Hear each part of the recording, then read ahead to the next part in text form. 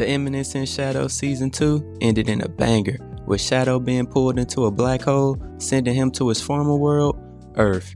Today, we'll deep dive into the manga's portrayal of Volume 4. It has been confirmed that The Eminence in Shadow will be receiving a movie in 2025, titled The Eminence in Shadow Lost Echoes. Fan speculations and reports all indicate that the movie will adapt Volume 4 in some kind of way, but with a series like this one, where the manga, anime, and light novels all have their own unique differences, the movie might as well, but take that with a grain of salt until we get something more concrete. There will be spoilers in this video, but I don't want to hold you up any longer. Let's get into it.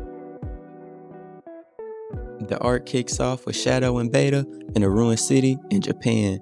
Beta surveys the surrounding area and quickly deduces that the Black Rose sent them to an unknown world. Based off the strange letters and symbols and weird infrastructure, like this black pillar with black lines connecting to it. Sid, being the Eminence in Shadow he is, he tells her, this world is called Earth, and this country is called Japan. The two change out of their slime suits into a more casual attire, so they won't stand out as much. After changing, the duo continue their exploration throughout the ruined city, when Delta stumbles upon a newspaper and quickly identifies that the letters used here are the same one that Shadow used in his cipher. This causes Sid to panic as he begins to think if Beta and the others realized that this was the actual homeworld of the Eminence in Shadow, they would think he was just some guy who was using his knowledge to grandstand them all. He continues, I can't afford to relax anymore. I have to find a way to get us back before she learns the language of Japan. As the two continued their exploration, they noticed a building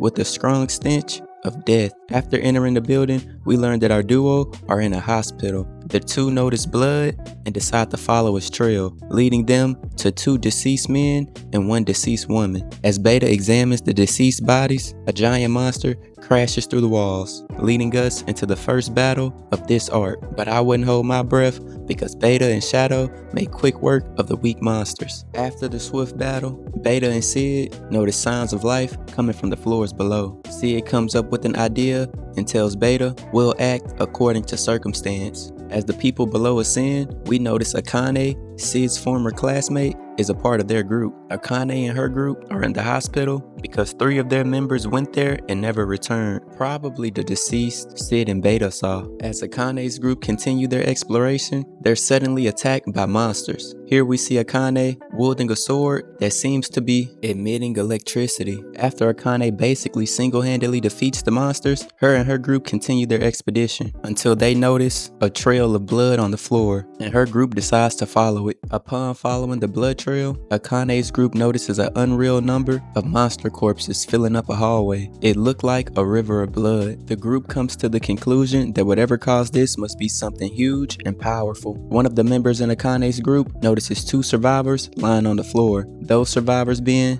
Beta and Sid. Akane's group decides to take the duo back to their base, making this the first moment in the arc that our duo has come in contact with human life. Sid wakes up in an unfamiliar room in a panic.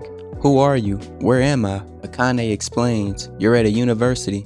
This is our home base where we fight monsters. We found you unconscious and brought you back here. A panicked Sid says, Natsume, my precious little sister, where is she? Before Akane reassures him and tells him she's right beside him. But due to her condition, like her ears and her hair, it's most likely that she's showing signs of being an awakener. Awakeners are people whose bodies typically go through changes in order to adapt to the newfound power. Akane, for example, her eyes were originally black, now they're red. Sid, still pretending to be scared, he tells Akane and Dr. Yuka that Natsume can't speak, but the man in charge, Dr. Akira, reassures Sid and tells him it'll be fine. After Akane and the doctors make their exit, Sid tells Beta it's okay to get up now, before briefing her on the conversation with the doctors. They believe your hair color and long ears are from a disease, so you'll be undergoing treatment at this facility. But I'll act alone in the meantime and collect some information. Beta being Beta, she misunderstands Sid and thinks that she's actually supposed to gather information about the world and possibly bring back knowledge and technology from this one that could benefit Shadow Garden. The following morning, Sid walks around the university in a great mood because he was able to hand Beta off to the doctors. Now he can look for clues to get home in peace. As Sid walks the campus, Akane calls out to him. She thinks, what's he doing here? Before telling him it's time for breakfast. Akane says, I bet you're surprised the base has generators set up so we can use electricity. We can even grow food in nearby facilities. Sid asks Akane, could you tell me what happened to this world? Akane says, sure. It all started about 3 years ago without any warning. At first, they were scarcely sighted in remote forests. The world was even optimistic, but that scene, I remember it quite well.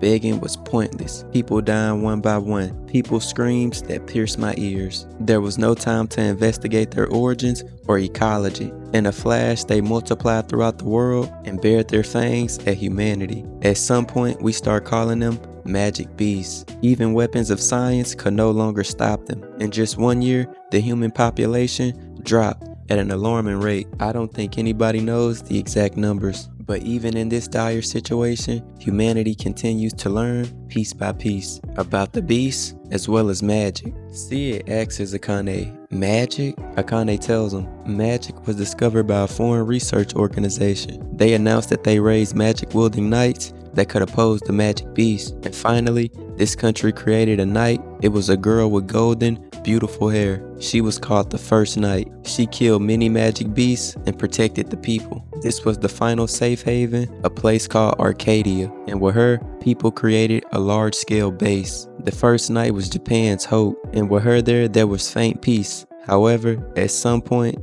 she massacred all of Arcadian's inhabitants and disappeared. Her personality was completely destroyed by the power within her. After the talk with Akane, Sid heads back into the university, where he's scolded by Dr. Yuka for leaving without permission, as she was worried because a stampede might happen. Stampedes are when the magic beasts go on a rampage. Their hives become bigger and they go on a frenzy, craving human meat. As Dr. Yuka continues to brief Sid on monster stampedes, strange noises could be heard from outside. They glance out the window and notice a huge commotion. It started, Dr. Yuka says. The rampage before the stampede has everyone on edge. People will get injured. I'm leaving. It's dangerous, so stay here. But Sid, being the opportunist he is, he can't let a major event like this pass him by. A smirk spreads across his face as he wonders, which hive should I go crush now? Meanwhile, Beta's treatment is going well, but one of Sid's nightmares is coming true as Beta is learning the language of Japan rather fast. Before the stampede, Sid slays countless monsters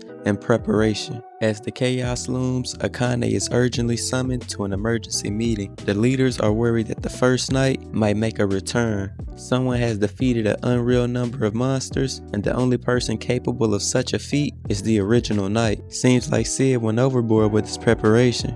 During the meeting, an unexpected message arrives. The city is under attack. The leaders scramble for battle. As the survivors face overwhelming odds, just when it all seems lost, a dark figure appears. In a flash, he wipes out all the monsters, delivering a chilling line. The wind is weeping, before disappearing into the night, leaving everyone stunned in silence. After the battle, it's discovered that one of the lieutenants has been murdered, and Akane is the primary suspect. Devastated by the news, Akane begins to spiral into a mental breakdown.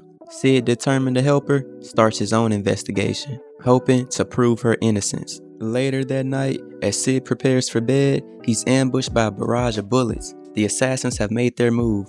Their target, Sid. Excited by the rare opportunity, Sid used one of his signature mob techniques. As the assassins approach, expecting him to be injured, they're shocked to find that his body remains unscratched. Sid grabs the assassins. Upset about wasting such a good performance, before he finishes them off, one of the assassins receives a phone call. The stampede has begun. That sounds like fun, Sid says, before crushing their necks, heading to the chaos. As the stampede kicks off, monsters have the upper hand in every way, and morale is low amongst the survivors. Just as things seem hopeless, A monster known as the Strongest appears. The sight of this terrifying creature sends everyone in a panic. Meanwhile, Dr. Akira rushes to Delta's room, hoping to experiment with her blood to evolve her into a higher life form. But as Akira prepares to inject Beta, he's shot in the back. But Beta, she's ready. She blocks the bullet and plays dead, waiting on the right moment to act. Once the coast is clear,